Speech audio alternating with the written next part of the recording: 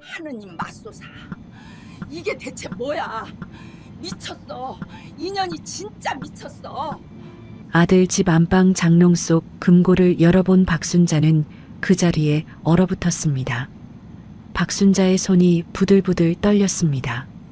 70년을 살면서 이런 건 처음이었습니다. 눈앞이 캄캄해졌습니다. 그대로 바닥에 쓰러졌습니다. 정신을 차렸을 때 현관문에서 소리가 들렸습니다. 며느리가 돌아오고 있었습니다. 박순자는 기어가다시피 화장실로 숨었습니다. 심장이 터질 것 같았습니다. 그날 박순자는 벌벌 떨며 그 집을 빠져나왔습니다. 집에 돌아와서도 밤새 잠을 잘 수 없었습니다. 금고 안에서 본 것이 자꾸 눈앞에 아른거렸습니다. 시청자 여러분, 궁금하시죠? 금고 안에 대체 뭐가 있었을까요? 왜 70세 어머니가 쓰러졌을까요? 왜 며느리 앞에서 숨어야 했을까요? 그리고 왜 6개월 뒤 며느리는 감옥에 갔을까요? 오늘은 70세 어머니가 아들 집 장롱에서 발견한 충격적인 비밀 이야기입니다. 영상 끝까지 함께 해주세요. 가을 햇살이 따스하게 내리쬐는 10월의 어느 날이었습니다. 서울 외곽의 작은 상가 골목 3층짜리 건물 1층에서 박순자는 오늘도 반찬 가게 문을 열었습니다. 올해로 70이 된 박순자는 5년 전 남편을 떠나보낸 뒤 이 건물을 물려받아 혼자 살아가고 있었어요. 1층에서는 직접 반찬 가게를 운영하고 2층과 3층은 세를 놓아 월세를 받았죠. 박순자에게는 45살 된 외아들 김태호가 있었습니다. 태호는 중소기업 과장으로 성실하게 일하는 가장이었고 7년 전 이미정이라는 여자와 결혼했어요. 박순자는 매달 아들 내외에게 생활비를 보태주었습니다. 넉넉하진 않아도 건물 월세와 반찬 가게 수입으로 아들을 돕는 게 어머니로서의 보람이었죠. 오늘은 아들 태호의 생일이었습니다. 박순자는 새벽부터 일어나 갈비찜과 잡채를 만들고 미역국 재료까지 정성껏 준비했어요. 거기에 백화점에서 산 셔츠 한 벌까지 곱게 포장해 보따리에 담았습니다. 박순자가 보따리를 들고 반찬 가게를 나서며 혼잣말을 했습니다. 우리 태호 45이네. 아이고 세월 참 빠르다. 버스를 2번 갈아타고 1시간을 달려 아들 집 아파트 앞에 도착했습니다.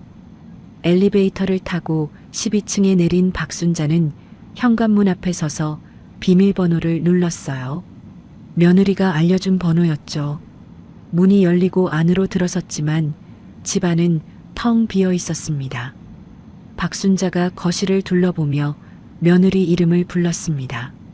미정아, 엄마 왔다. 대답이 없었어요. 거실 테이블 위에 메모지가 놓여 있었습니다.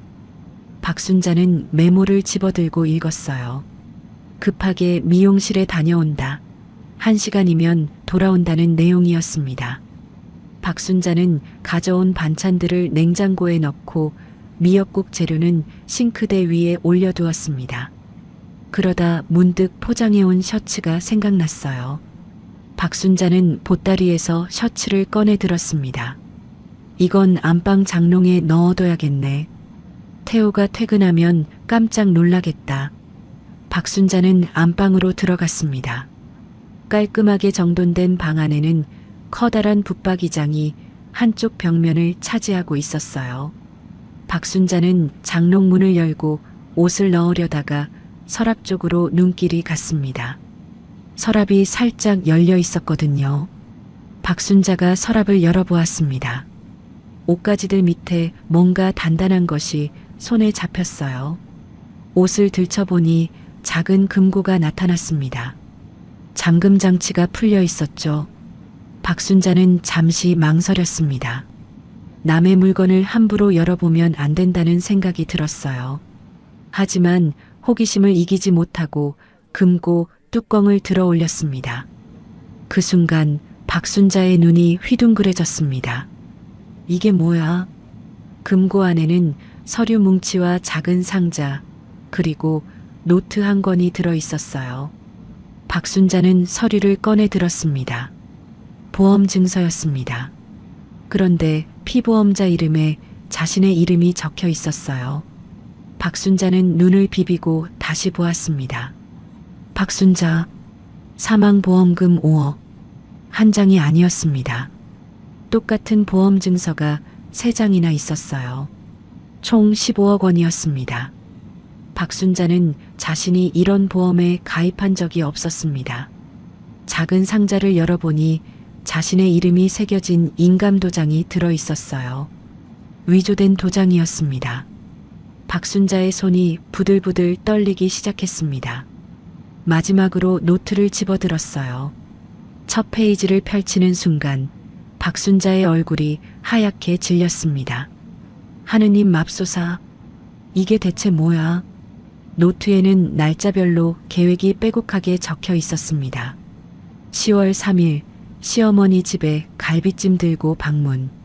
10월 5일 수면제 테스트. 10월 15일 거사일. 수면제 탄 음식을 먹인다. 계단에서 밀어 사고사로 위장한다. 보험금 15억 수령. 상가 건물 명의 이전. 박순자는 믿을 수가 없었습니다. 이건 자신을 죽이려는 계획서였어요. 며느리가 쓴 글씨였습니다.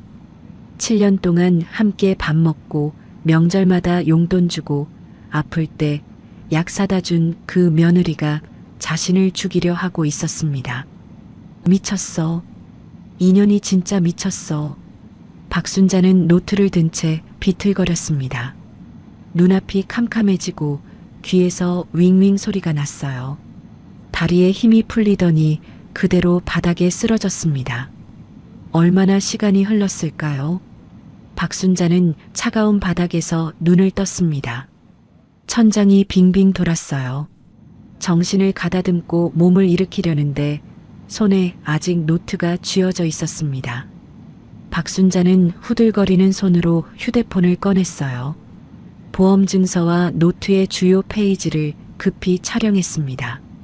증거를 남겨야 했어요. 박순자는 서류와 노트를 금고에 다시 넣고 뚜껑을 닫았습니다. 옷가지로 덮고 서랍을 밀어 넣었어요.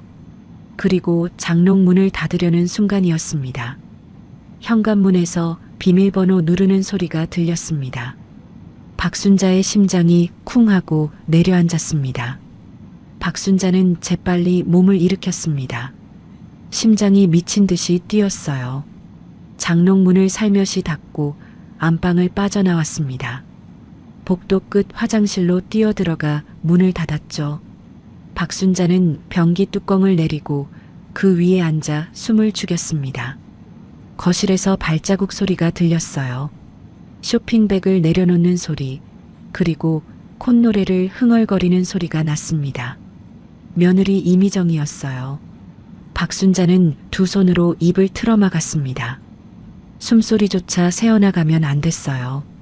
잠시 후 이미정의 목소리가 들렸습니다. 어머, 이게 뭐야? 거실 테이블 위에 놓아둔 반찬 보따리를 발견한 모양이었어요. 박순자는 화장실 문에 귀를 바짝 대고 바깥 소리를 들었습니다. 이미정이 전화를 꺼는 소리가 났어요. 통화 연결음이 울리더니 이미정이 말했습니다. 야, 나야. 어휴, 짜증나 죽겠어. 이미정은 친구에게 전화를 건 것 같았습니다. 박순자는 숨을 참으며 귀를 기울였어요. 시어머니가 또 왔어.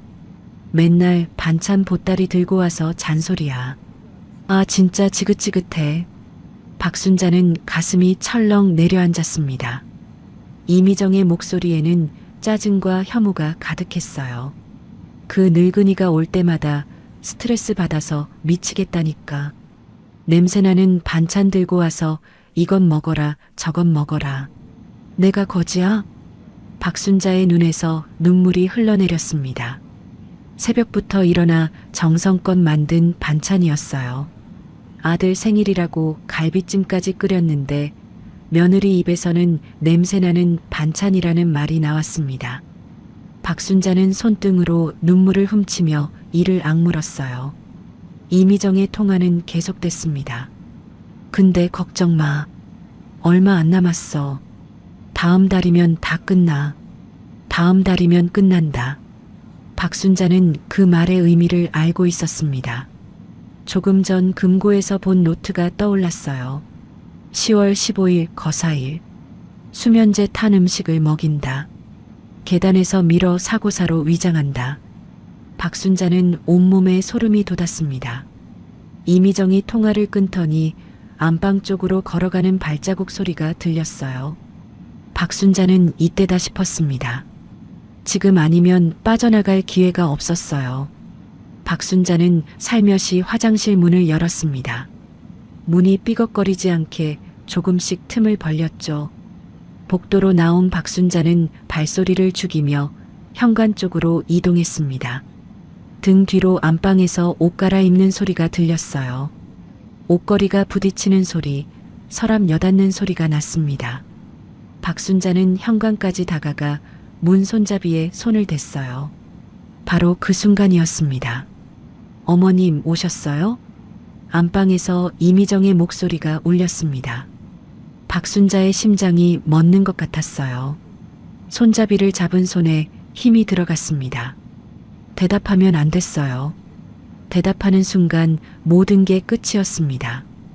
박순자는 대답 없이 현관문을 열었습니다. 문이 열리는 소리에 이미정이 다시 불렀어요. 어머님? 어머님. 박순자는 뒤도 돌아보지 않고 복도로 뛰쳐나왔습니다. 심장이 터질 것 같았어요.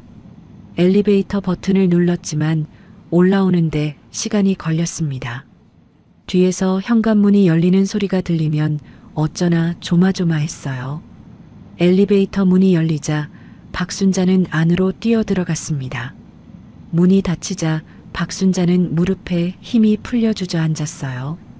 엘리베이터가 내려가는 동안 벽에 등을 기대고 거친 숨을 몰아쉬었습니다. 1층에 도착해 문이 열렸을 때 겨우 몸을 일으켰죠. 아파트 로비를 지나 밖으로 나온 박순자는 무작정 걸었습니다. 어디로 가는지도 몰랐어요. 정류장이 보여서 버스에 올라탔습니다.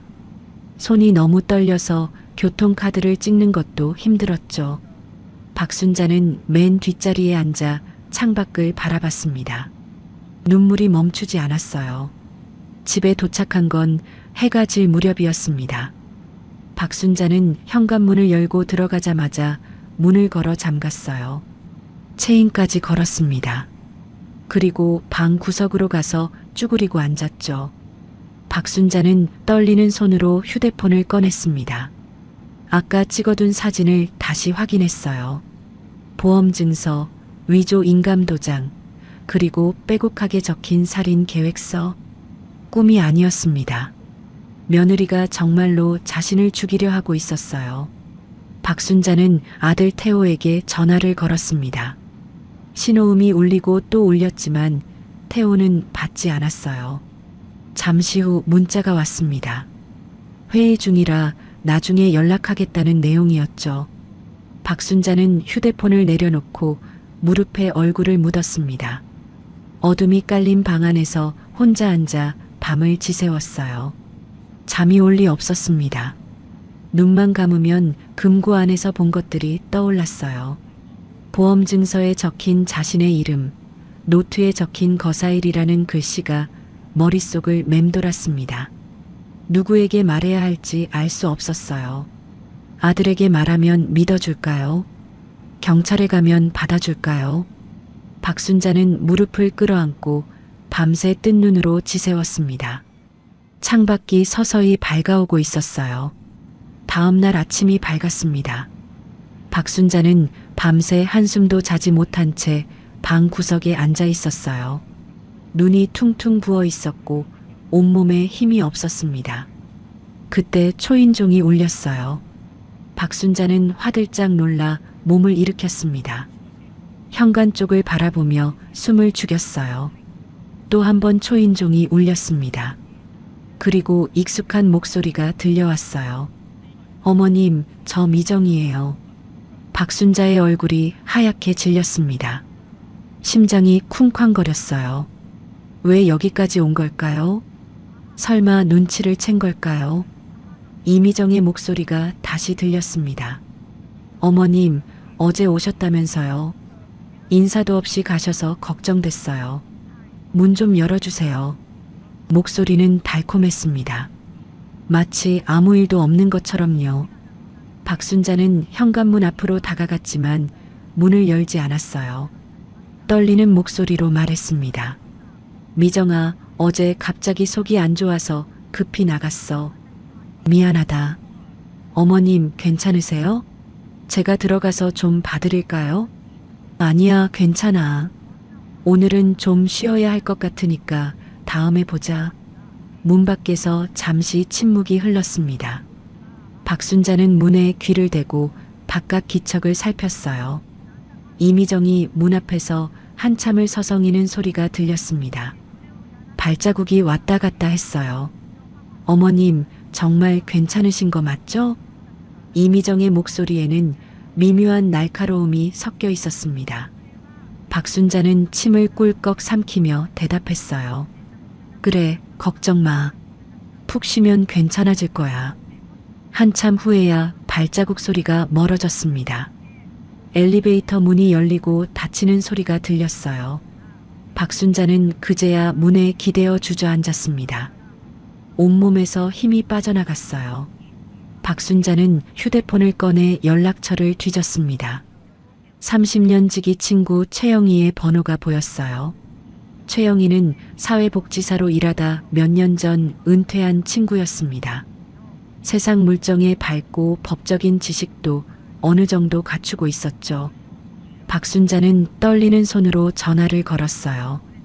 영희야, 나야. 지금 당장 만나야 해. 제발. 최영희는 박순자의 다급한 목소리에 놀라며 물었습니다. 순자야, 무슨 일이야? 왜 그래? 전화로는 못해. 경로당 뒤 공원에서 보자. 빨리 와줘. 박순자는 뒷문으로 빠져나와 골목길을 돌아 공원으로 향했습니다. 혹시 누가 따라오지 않나 뒤를 몇 번이나 돌아봤어요. 공원 벤치에 앉아 최영희를 기다렸습니다. 얼마 후 최영희가 헐레벌떡 뛰어왔어요. 박순자의 얼굴을 보더니 깜짝 놀랐습니다. 아이고, 순자야. 내 얼굴이 왜 이래? 무슨 일이야? 박순자는 아무 말 없이 휴대폰을 꺼내 사진을 보여줬습니다. 보험증서, 위조 인감도장, 그리고 빼곡하게 적힌 노트. 최영희는 사진을 하나씩 넘기며 점점 얼굴이 굳어졌어요. 이게 뭐야? 이게 대체... 박순자가 떨리는 목소리로 말했습니다. 아들 집 안방 장롱에서 발견했어. 며느리가 나를 죽이려고 해. 최영희는 사진을 확대해서 자세히 들여다봤습니다. 노트에 적힌 내용을 읽더니 입을 손으로 막았어요. 세상에, 수면제를 먹이고 계단에서 밀어? 이건 살인 계획이잖아. 당장 경찰에 가야 해. 영희야, 잠깐만. 박순자가 최영희의 팔을 붙잡았습니다.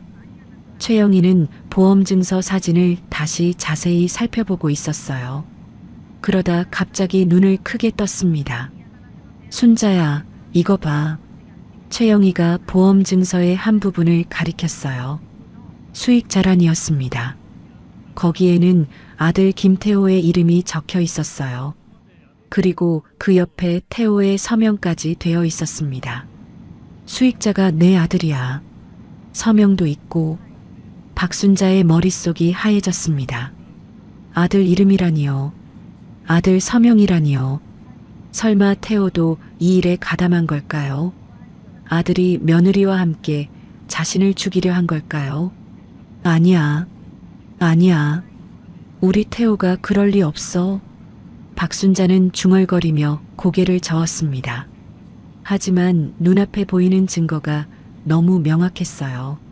눈앞이 다시 캄캄해졌습니다. 박순자는 벤치에서 미끄러지듯 주저앉았어요. 최영희가 얼른 박순자를 부축했습니다. 순자야, 진정해.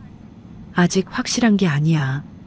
영희야, 우리 태호가 그랬을 리 없어. 내가 키운 애야. 그 애가 어떻게 나를... 박순자는 말을 잇지 못하고 흐느꼈습니다. 최영희는 박순자의 등을 쓸어주며 말했어요. 일단 진정하고 들어. 서명이 있다고 해서 태호가 알고 있다고 단정 지을 수는 없어. 며느리가 몰래 위조했을 수도 있잖아. 박순자는 눈물을 훔치며 고개를 들었습니다. 그럴 수도 있을까? 그럼 인감도장도 위조했잖아. 서명도 위조했을 수 있어. 하지만 확인은 해봐야 해. 최영희는 잠시 생각하더니 말을 이었어요. 순자야, 내가 아는 사람이 있어. 전직 강력계 형사 출신인데 정만호라고. 이런 일에 대해 조언을 구할 수 있을 거야. 내일 만나보자. 박순자는 고개를 끄덕였습니다. 지금은 그것밖에 방법이 없었어요.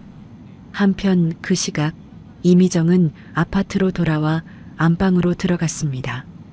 장롱을 열고 서랍 속 금고를 꺼냈어요.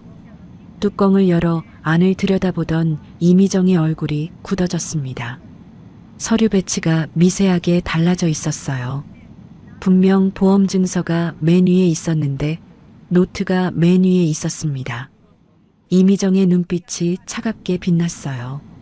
곧바로 휴대폰을 꺼내 남편 태호에게 전화를 걸었습니다. 여보, 나야. 어머님 요즘 좀 이상하지 않아? 태호가 의아한 목소리로 물었어요. 엄마가? 왜? 어제 우리 집에 오셨다가 인사도 없이 급하게 가셨거든.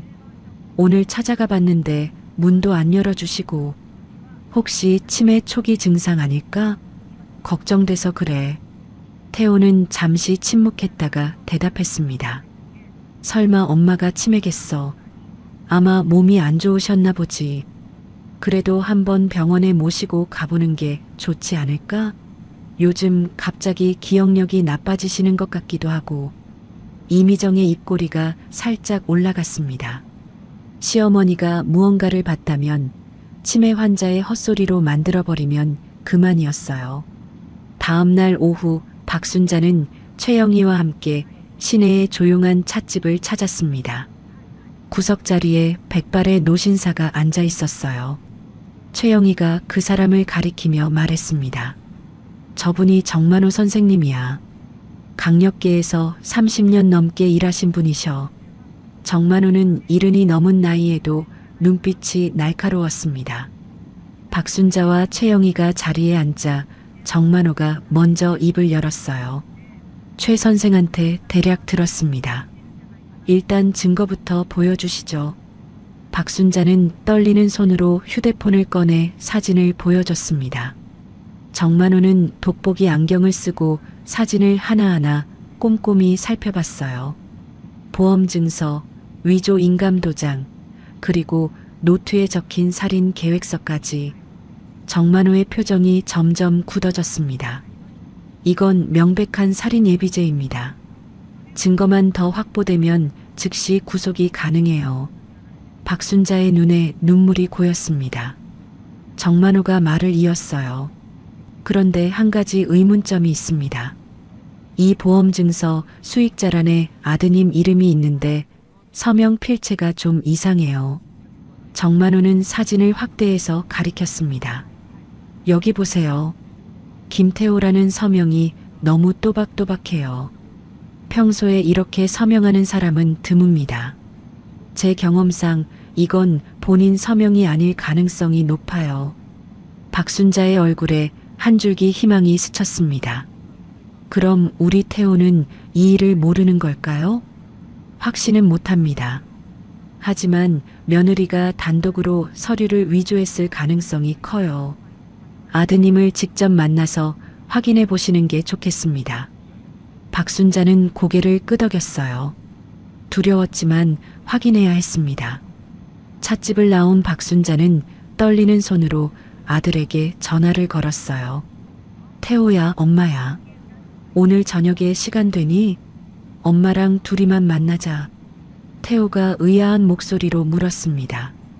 무슨 일 있어요? 미정이도 같이 갈까요? 아니, 미정이는 안 돼. 꼭 너랑 둘이만 얘기해야 할 게 있어. 태호는 잠시 망설이다가 알겠다고 대답했어요. 저녁 7시에 집 근처 카페에서 만나기로 했습니다. 해가 지고 박순자는 카페에 먼저 도착했습니다. 구석자리에 앉아 아들을 기다렸어요. 손이 떨려서 물컵도 제대로 들 수 없었습니다. 잠시 후 태호가 들어왔어요. 양복 차림의 태호는 피곤해 보였습니다. 엄마, 무슨 일이에요? 갑자기 왜 그러세요? 박순자는 아무 말 없이 휴대폰을 꺼내 태호 앞에 내밀었습니다. 사진을 하나씩 넘기며 보여줬어요. 태호의 얼굴이 점점 하얗게 질렸습니다. 이게 뭐예요? 이건 대체... 태호가 떨리는 목소리로 물었어요. 박순자가 말했습니다. 내 집 안방 장롱에서 발견했다. 미정이가 나를 죽이려고 해. 말도 안 돼요. 미정이가 왜? 태호는 믿을 수 없다는 표정으로 사진을 들여다봤습니다. 보험 증서, 위조 인감 도장, 그리고 노트에 적힌 살인 계획서. 태호의 손이 부들부들 떨리기 시작했어요. 엄마 이름으로 된 보험이 15억이야. 수익자가 너로 되어 있어. 태호가 보험 증서를 자세히 보더니 얼굴이 일그러졌습니다. 저는 이런 보험 가입한 적 없어요. 이 서명도 제 것이 아니에요. 정말이니? 엄마, 저를 믿어주세요. 저는 정말 몰랐어요. 태호는 머리를 쥐어뜯으며 괴로워했습니다. 그러다 갑자기 무언가 떠오른 듯 눈을 크게 떴어요. 잠깐 작년에 미정이가 저한테 서류 도장 좀 찍어달라고 했어요. 바쁘니까 내가 대신 서명해도 되냐고도 물었고요. 그때 별 생각 없이 도장 내줬는데 태호는 탁자를 주먹으로 내리쳤습니다. 찻잔이 덜그럭 흔들렸어요. 그 여자가 저를 이용한 거예요. 처음부터 다 계획한 거였어요. 태호의 눈에서 눈물이 흘러내렸습니다. 박순자는 아들의 손을 잡았어요. 태호가 진짜 몰랐다는 것을 알 수 있었습니다. 태호가 갑자기 의자에서 일어나더니 박순자 앞에 무릎을 꿇었어요. 카페 안에 사람들이 쳐다봤지만 태호는 개의치 않았습니다. 엄마, 죄송합니다. 제가 그 여자를 제대로 못 봤습니다. 제가 반드시 증거를 더 확보할게요. 그 여자 꼭 감옥에 보내겠습니다. 박순자는 아들을 일으켜 세우며 말했어요. 일어나. 네가 몰랐으면 됐어. 지금부터 엄마랑 같이 해결하자. 태호는 눈물을 훔치며 고개를 끄덕였습니다. 두 모자는 오랫동안 손을 잡고 앉아 있었어요.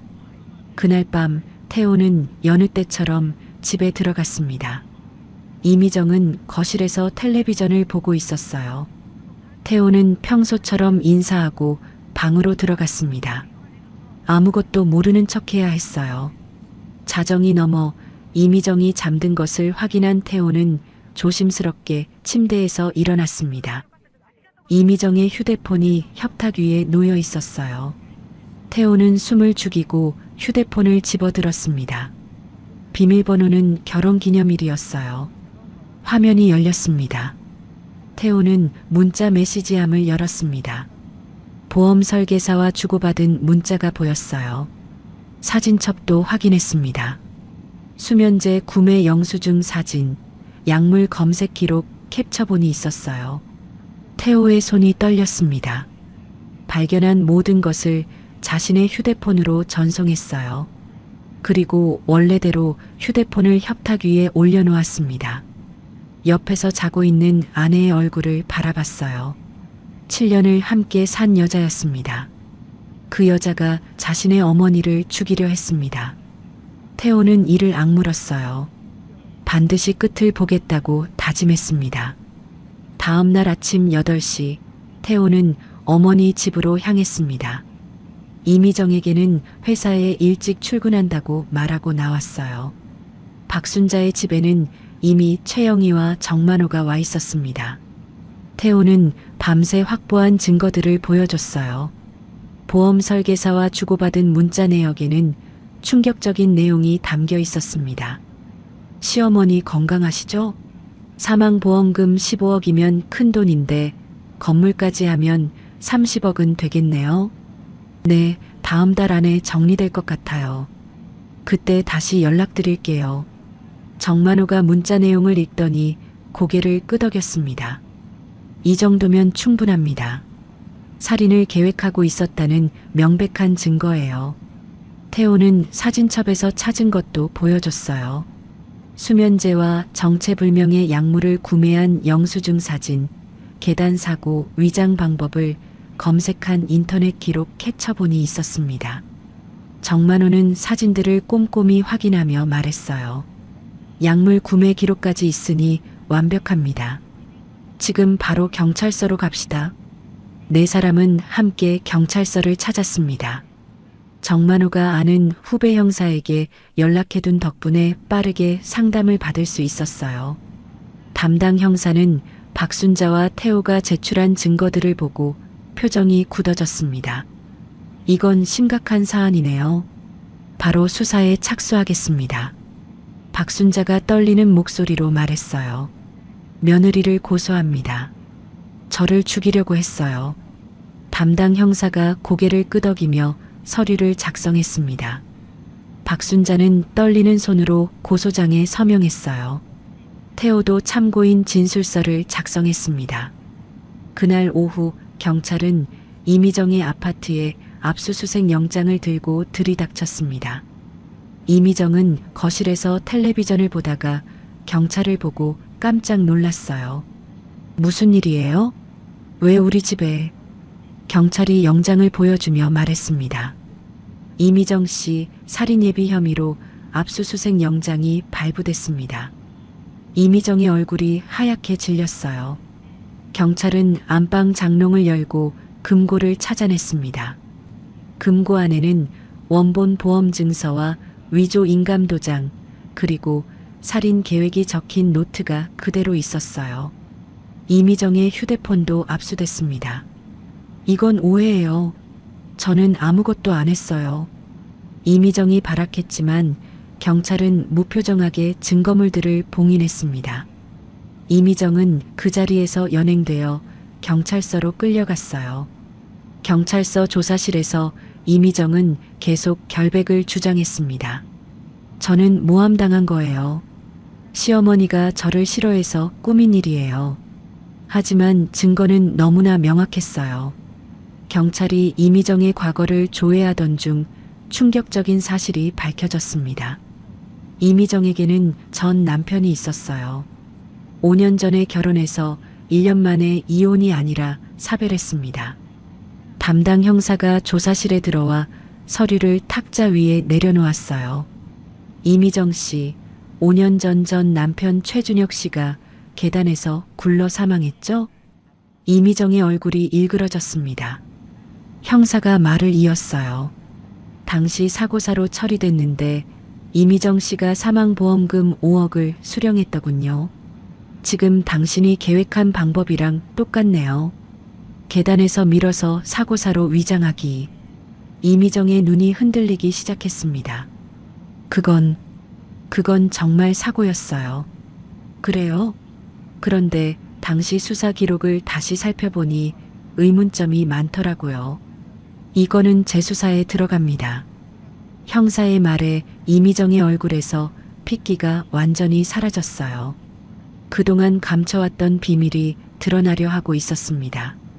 아니에요. 아니야. 이미정은 고개를 절레절레 흔들었습니다. 하지만 형사는 냉정하게 증거들을 하나씩 펼쳐 보였어요.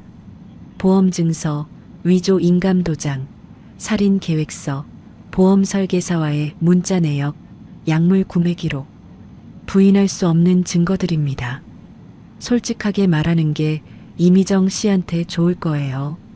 이미정은 한참 동안 떨고 있다가 결국 무너졌습니다. 의자에서 미끄러지듯 바닥에 주저앉았어요. 그리고 울먹이며 말했습니다. 네, 제가 했어요. 시어머니 죽이려고 했어요. 돈 때문이었어요. 보험금이랑 건물이 탐났어요. 형사가 물었습니다. 전 남편도 당신이 죽인 겁니까? 이미정은 대답하지 못하고 흐느껴 울기만 했어요. 침묵이 답이었습니다. 그날 저녁 이미정에 대한 구속영장이 청구됐습니다. 살인예비죄, 사문서 위조죄, 사기죄, 거기에 전 남편 사망건에 대한 재수사도 시작됐어요. 법원은 도주 우려가 있다며 즉시 영장을 발부했습니다. 다음 날 아침 이미정은 수갑을 찬 채 경찰서를 나섰습니다. 밖에서 기다리던 취재진의 카메라 플래시가 터졌어요. 이미정은 고개를 푹 숙인 채 끌려갔습니다. 경찰서 건너편 카페에서 박순자와 최영희, 정만호가 그 모습을 지켜보고 있었어요. 박순자의 눈에서 눈물이 흘러내렸습니다. 끝났어. 드디어 끝났어. 최영희가 박순자의 손을 꼭 잡아줬어요. 수고했어, 순자야. 이제 괜찮아. 정만호도 고개를 끄덕이며 말했습니다. 용기 있는 선택이었습니다. 덕분에 더 큰 비극을 막았어요. 박순자는 손수건으로 눈물을 훔치며 휴대폰을 꺼냈습니다. 아들 태호에게 전화를 걸었어요. 태호야, 끝났다. 미정이가 구속됐어. 전화기 너머로 태호의 떨리는 목소리가 들렸습니다. 엄마, 죄송합니다. 정말 죄송합니다. 됐어. 네가 잘못한 거 아니야. 이제 다 끝났어. 박순자는 전화를 끊고 창밖을 바라봤습니다. 며칠 전만 해도 죽을 것 같았어요. 금고에서 본 것들이 악몽처럼 따라다녔습니다. 하지만 이제 정말 끝났습니다. 박순자는 깊은 한숨을 내쉬며 의자에 등을 기댔어요. 오랜만에 마음이 편해지는 것 같았습니다. 이미정이 구속된 지 일주일이 지났습니다. 하지만 박순자의 안도감은 오래가지 못했어요. 뉴스와 신문에 이 사건이 대대적으로 보도되기 시작했거든요. 며느리가 시어머니 살해 계획, 15억 보험금 노려, 전 남편도 계단에서 사망, 연쇄보험 살인 의혹. 인터넷에는 기사가 쏟아졌고 댓글은 수천 개가 달렸습니다. 사람들은 이미정을 악마라고 욕했어요. 하지만 문제는 그게 아니었습니다. 기사에 태호의 이름도 함께 나왔거든요. 남편 김태호 씨는 보험 수익자로 지정돼 있어 공범 여부 수사 중. 태호의 회사에 소문이 퍼지는 데는 하루도 걸리지 않았습니다. 동료들은 태호를 보면 수군거리기 시작했어요. 점심시간에 함께 밥 먹자는 사람이 없어졌습니다. 복도에서 마주치면 눈을 피했어요. 어느 날 오후 인사팀장이 태호를 불렀습니다. 작은 회의실에 둘만 마주 앉았어요. 인사팀장이 난처한 표정으로 입을 열었습니다. 김 과장, 요즘 회사 분위기가 안 좋아. 자네도 알겠지만. 태호는 무슨 말이 나올지 이미 알고 있었어요. 솔직하게 말할게. 위에서 잦은 퇴사를 권고하라고 했어. 회사 이미지 문제라고 하더군. 태호의 얼굴이 굳어졌습니다. 15년을 다닌 회사였어요. 성실하게 일했고 단 한 번도 문제를 일으킨 적이 없었습니다. 저는 아무 잘못도 없습니다. 저도 피해자예요. 나도 알아. 하지만 위에서 결정한 거야. 미안하네. 태호는 아무 말도 할 수 없었습니다. 주먹을 꽉 쥐고 회의실을 나왔어요. 설상가상으로 며칠 뒤 더 큰 일이 터졌습니다. 이미정 측 변호사가 기자회견을 열었어요. 피의자 이미정 씨는 남편 김태호 씨의 지시로 범행을 계획한 것입니다. 진짜 주범은 남편입니다. 말도 안 되는 주장이었지만 뉴스는 그대로 내보냈어요. 태호는 경찰의 참고인 조사까지 받게 됐습니다. 조사실에서 몇 시간 동안 신문을 받았어요. 결국 혐의 없음으로 풀려났지만 태호의 마음은 이미 무너진 뒤였습니다. 경찰서를 나온 태호는 회사로 가지 않았어요. 결국 권고사직서에 도장을 찍었습니다. 15년 직장 생활이 하루아침에 끝났어요. 빈집으로 돌아온 태호는 거실 바닥에 주저앉았습니다. 이미정이 쓰던 물건들이 아직 그대로 있었어요. 화장대, 옷장, 신발장, 모든 것이 그 여자를 떠올리게 했습니다. 태호는 소주병을 꺼내 마시기 시작했어요. 내가 바보였어. 그 여자한테 속아서. 태호는 중얼거리며 술을 들이켰습니다. 한 병이 비자 또 한 병을 땄어요. 자신 때문에 어머니가 죽을 뻔했다는 생각이 머릿속을 떠나지 않았습니다. 도장을 내준 건 자신이었어요. 그 여자 말을 아무 의심 없이 믿은 것도 자신이었습니다. 며칠이 지나도 태호는 집 밖으로 나가지 않았어요. 커튼을 닫아놓고 어두운 방에 틀어박혀 술만 마셨습니다. 전화도 받지 않았어요. 박순자는 매일 아들 집을 찾아갔습니다. 직접 만든 반찬을 들고 현관문 앞에 섰어요. 초인종을 눌렀지만 대답이 없었습니다. 태호야, 엄마야. 문 좀 열어. 밥 좀 먹자. 안에서 태호의 목소리가 들렸어요. 엄마, 그냥 가세요. 저 엄마 볼 자격 없어요. 무슨 소리야? 어서 문 열어. 제발 가세요. 혼자 있고 싶어요. 박순자는 문 앞에서 한참을 서 있다가 결국 돌아섰습니다. 반찬 봉투를 문고리에 걸어두고 무거운 발걸음을 옮겼어요. 다음 날도 그 다음 날도 마찬가지였습니다. 태호는 끝내 문을 열어주지 않았어요. 일주일이 지났습니다. 태호에게서 아무 연락이 없었어요. 전화도 받지 않고 문자에도 답이 없었습니다.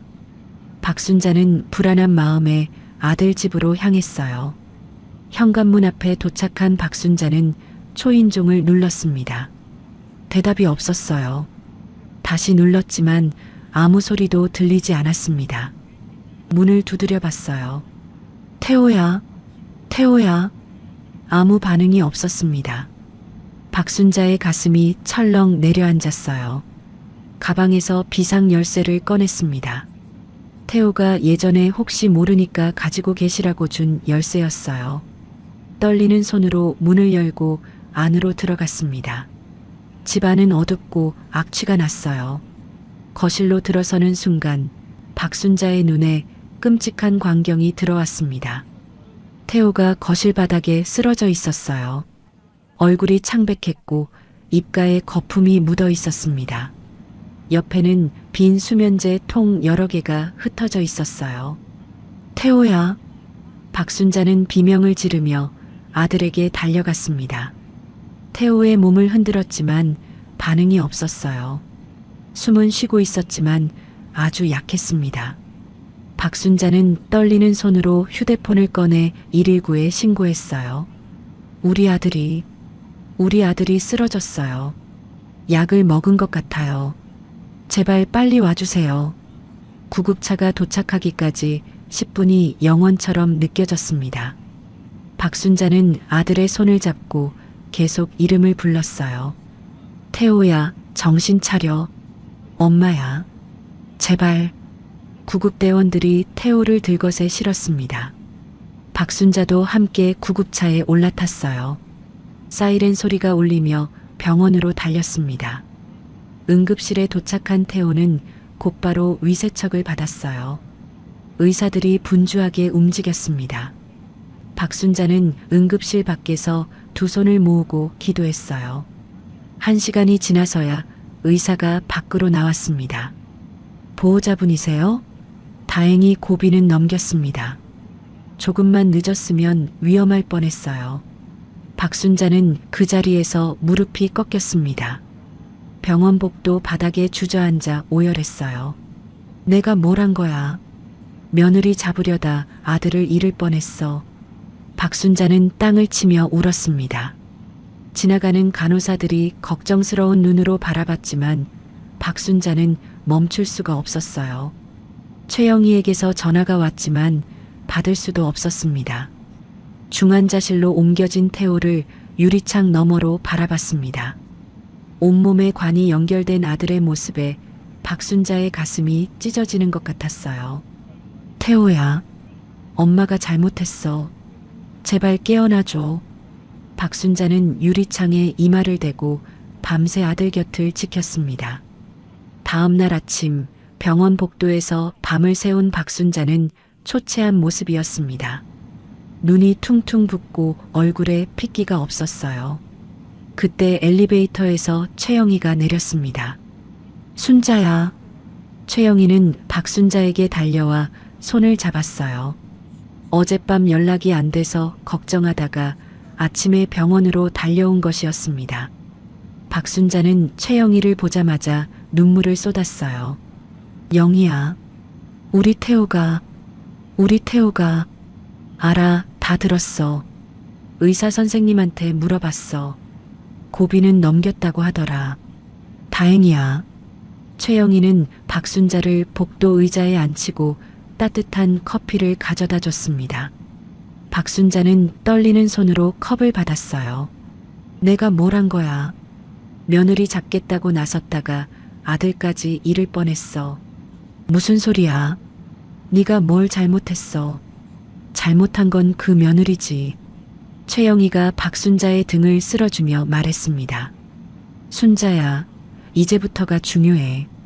태호가 깨어나면 네가 옆에서 잘 잡아줘야 해. 혼자 감당하려고 하지 말고 주변 도움을 받아. 박순자는 고개를 끄덕였어요. 최영희가 말을 이었습니다. 내가 복지관에서 일할 때 알게 된 우울증 전문 상담사가 있어. 이 병원에서 협진도 하시는 분이야. 태호한테 상담받게 해주자. 그날 오후 태호가 눈을 떴습니다. 중환자실에서 일반 병실로 옮겨졌어요. 박순자는 아들 손을 잡고 울먹였습니다. 태호야, 정신 차렸구나. 태호는 천장을 멍하니 바라봤어요. 아무 말이 없었습니다. 의사가 와서 설명했어요. 신체적으로는 회복 중입니다. 하지만 심각한 우울증 상태예요. 정신건강의학과 협진이 필요합니다. 당분간 입원 치료를 받으셔야 해요. 박순자는 고개를 숙였습니다. 아들이 그렇게까지 힘들었는지 몰랐어요. 자신만 힘든 줄 알았습니다. 며칠 후 최영희가 소개해준 상담사가 태호를 찾아왔어요. 태호는 처음에는 입을 다물고 말을 하지 않았습니다. 하지만 상담사는 포기하지 않고 매일 병실을 찾아왔어요. 조금씩 태호가 입을 열기 시작했습니다. 박순자는 반찬가게 운영을 상가 건물 세입자에게 임시로 맡겼어요. 매일 새벽같이 일어나 병원으로 향했습니다. 집에서 직접 죽을 쓰고 반찬을 만들어 도시락에 담았어요. 병실에 도착하면 태호 곁에 앉아 이것저것 이야기를 들려줬습니다. 태호가 어렸을 때 이야기, 아버지와 함께 바닷가에 놀러 갔던 이야기, 초등학교 때 상장을 받아와서 자랑하던 이야기. 너 7살 때 기억나니?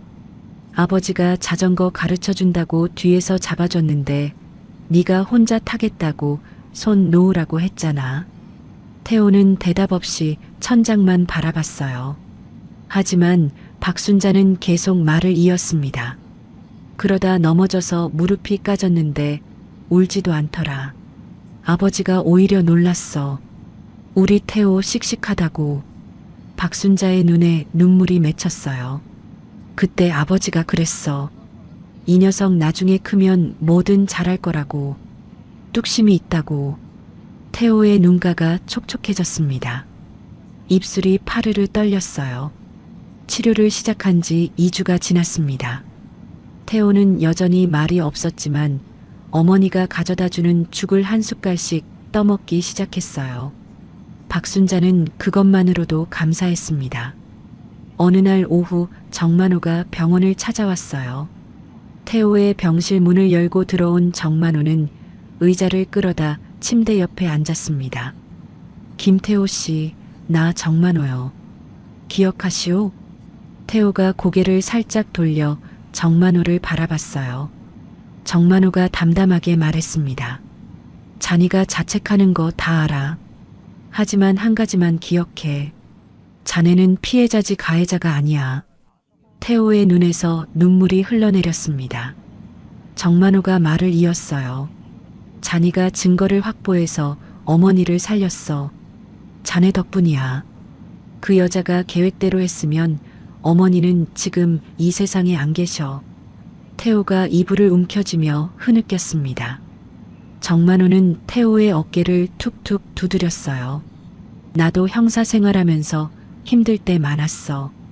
범인 잡으려다 동료가 다치기도 하고 내가 놓친 범인이 또 사고 치기도 하고 그때마다 내 탓인 것 같아서 그만두고 싶었지. 정만호는 잠시 말을 멈췄다가 이었습니다. 하지만 포기하면 안 돼. 넘어졌으면 다시 일어나야지. 자네는 아직 젊어. 얼마든지 다시 시작할 수 있어. 태호가 작은 목소리로 말했어요. 고맙습니다. 그날 이후 태호는 조금씩 변하기 시작했습니다. 상담 시간에 말을 하기 시작했고 어머니와 눈을 마주치기 시작했어요. 한 달이 지나자 태호는 병실에서 일어나 창밖을 바라보기도 했습니다. 퇴원을 이틀 앞둔 날이었어요. 박순자가 도시락을 풀고 있는데 태호가 침대에서 내려왔습니다. 그리고 갑자기 어머니 앞에 무릎을 꿇었어요. 태호야, 왜 이래? 어서 일어나. 엄마, 죄송합니다. 태호가 바닥에 이마를 대며 말했습니다. 불효자입니다. 그 여자한테 속아서 엄마를 위험에 빠뜨리고 제가 힘들다고 엄마 속까지 썩이고. 태호의 목소리가 떨렸어요. 앞으로는 제가 엄마 지킬게요. 다시는 이런 일 없게 할게요. 제발 용서해 주세요. 박순자는 아들을 일으켜 세웠습니다. 그리고 꼭 안아줬어요. 바보 같은 놈. 네가 무슨 잘못이야. 살아있어줘서 고마워. 그것만으로 충분해. 태호가 어머니 품에서 어린아이처럼 울었습니다. 박순자도 함께 울었어요. 두 모자는 한참 동안 서로를 붙잡고 눈물을 쏟았습니다. 잠시 후 태호가 눈물을 훔치며 말했어요. 엄마, 태어나면 반찬 가게 같이 해도 돼요? 박순자가 아들의 얼굴을 바라보며 웃었습니다. 그래, 같이 하자. 엄마 혼자 하기 힘들었는데 잘 됐다. 태호도 오랜만에 미소를 지었어요. 병실 창문으로 오후 햇살이 따스하게 비쳐 들어왔습니다. 6개월이 흘렀습니다. 서울중앙지방법원 대법정에서 이미정에 대한 선고 공판이 열렸어요. 방청석에는 박순자와 태호, 최영희, 정만호가 나란히 앉아 있었습니다. 재판장이 판결문을 읽어 내려갔어요. 피고인 이미정은 시어머니를 살해하여 보험금을 편취하려 한 살인예비죄, 사문서위조죄, 사기죄가 인정됩니다. 또한 전 남편 최준혁 씨 사망건에 대한 재수사 결과 살인 혐의도 추가로 인정되었습니다. 재판장이 잠시 말을 멈추고 이미정을 바라봤어요. 피고인을 징역 15년에 처합니다. 법정이 술렁였습니다. 이미정은 고개를 떨군 채 아무 말도 하지 못했어요. 교도관들이 이미정을 일으켜 세워 법정 밖으로 데려갔습니다. 박순자는 떨리는 숨을 내쉬었어요. 드디어 끝이 났습니다. 최영희가 박순자의 손을 꼭 잡아줬어요. 다 끝났어, 순자야. 수고했어. 법원을 나온 박순자는 집으로 돌아와 남편 영정 사진 앞에 섰습니다. 향을 피우고 두 손을 모아 절을 올렸어요. 여보, 나 잘했지? 우리 태호 지켰어. 이제 걱정 말아요. 박순자의 눈에서 눈물이 흘러내렸습니다. 하지만 이번에는 슬픈 눈물이 아니었어요. 6개월 동안 가슴을 짓누르던 무거운 짐을 내려놓은 것 같았습니다. 퇴원한 태호는 어머니의 반찬 가게에서 일하기 시작했어요. 새벽 5시에 일어나 어머니와 함께 시장으로 향했습니다. 신선한 재료를 고르고 무거운 짐을 대신 들었어요. 처음에는 서툴렀습니다. 칼질도 못하고 양념 비율도 몰랐어요. 하지만 태호는 포기하지 않았습니다. 어머니 옆에서 하나하나 배워나갔어요. 엄마, 이 정도면 됐어요? 조금만 더 썰어. 너무 굵으면 안 익어. 모자는 나란히 서서 반찬을 만들었습니다. 땀을 흘리며 일하는 태호의 얼굴에는 생기가 돌아왔어요. 반찬 가게에 손님이 부쩍 늘었습니다. 동네에 모자의 사연이 알려진 덕분이었어요. 손님들은 반찬을 사가면서 박순자에게 말을 건넸습니다. 사장님, 뉴스에서 봤어요. 정말 대단하세요. 아들분이랑 같이 일하시는 거 보기 좋아요. 박순자는 쑥스러워하면서도 고마워했어요. 태호도 손님들에게 인사하며 밝게 웃었습니다. 최영희와 정만호는 일주일에 한 번씩 가게를 찾아왔어요. 반찬을 사가면서 안부를 물었습니다. 어느 날 최영희가 제안했어요. 우리 매주 일요일 저녁에 같이 밥 먹을까? 우리 넷이서. 그렇게 네 사람은 매주 일요일마다 함께 식사하는 사이가 됐습니다. 박순자의 집에 모여 밥을 먹고 이야기꽃을 피웠어요. 마치 가족 같았습니다. 어느 일요일 저녁이었어요. 식사를 마치고 최영희와 정만호가 돌아간 뒤 태호가 어머니 앞에 조심스럽게 앉았습니다. 엄마, 드릴 말씀이 있어요. 뭔데? 태호가 머뭇거리다가 입을 열었어요. 저랑 같이 살아요. 엄마 혼자 이 집에 계시는 거 맨날 걱정돼요.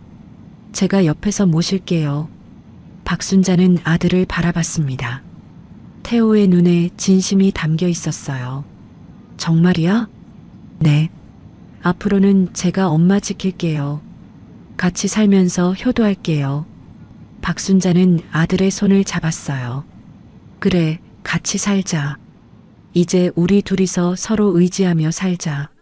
모자는 새 보금자리를 찾아 함께 이사했습니다. 상가 건물 근처에 작은 아파트를 구했어요. 거실에는 남편 영정 사진을 모셔두었습니다. 이사한 지 일주일이 지난 어느 저녁이었어요. 박순자가 거실에 앉아 텔레비전을 보고 있는데 부엌에서 태호의 목소리가 들렸습니다. 엄마, 오늘 저녁은 내가 할게요.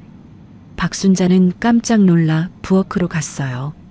태호가 앞치마를 두르고 된장찌개를 끓이고 있었습니다.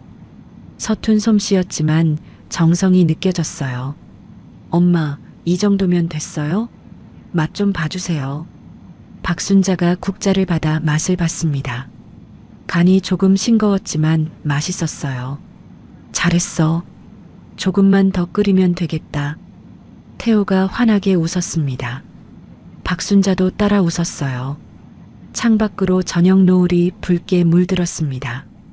작은 부엌에서 된장찌개 끓는 냄새가 퍼져나왔어요.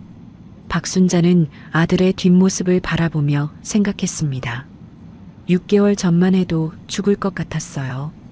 장롱에서 발견한 그것들, 며느리의 차가운 목소리, 아들이 쓰러진 그날 밤. 악몽 같은 나날이었습니다. 하지만 이제는 괜찮았어요. 아들이 옆에 있었습니다. 믿을 수 있는 친구들이 있었습니다. 그것만으로 충분했어요. 박순자는 남편 영정 사진을 바라보며 속으로 인사했습니다. 여보, 우리 태호 이제 다 컸어요. 걱정 마요. 거실 창문으로 마지막 노을빛이 스며들었습니다. 부엌에서는 태호가 콧노래를 흥얼거리며 상을 차리고 있었어요. 평범하지만 따뜻한 저녁이었습니다.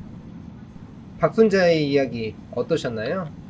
차가운 바람이 불던 그 가을날 박순자는 장롱 하나를 열었다가 세상이 무너지는 것을 경험했습니다. 하지만 포기하지 않았어요. 70년 인생에서 가장 무서운 순간에도 증거를 남겼고 끝까지 싸워서 이겼습니다. 여러분, 실제로 가족을 대상으로 한 보험 범죄가 매년 수백 건씩 발생하고 있어요. 내 가족이라고 무조건 믿으면 안 되는 세상이 됐습니다. 오늘 이야기가 주는 교훈은 하나예요. 이상하다 싶으면 반드시 확인하세요.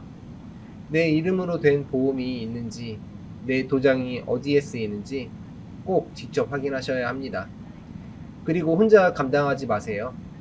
박순자처럼 믿을 수 있는 사람에게 도움을 청하세요. 혹시 지금 가족 문제로 힘드신 분이 계시다면 절대 혼자 끙끙 앓지 마세요.